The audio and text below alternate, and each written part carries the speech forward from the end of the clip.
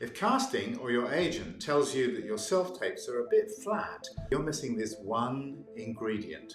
And here is my 60-second fix. A flat performance means there are no stakes. The audience cannot connect because nothing seems to matter to the character. The ingredient you're missing is conflict.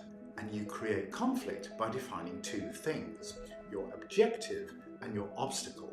First, the objective. Ask yourself, what does my character want? It has to be something specific that they can give you, not, I want to be happy. Maybe it's, I want you to say that you love me. Second, you need the obstacle.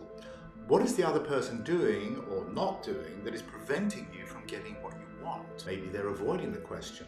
Take a line like, can you please pass the salt? Now, what we're going to do is add an objective.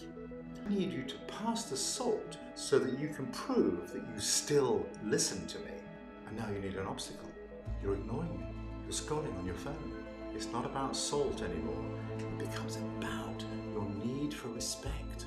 An objective hitting an obstacle, that creates conflict. Use that in your next self-tape.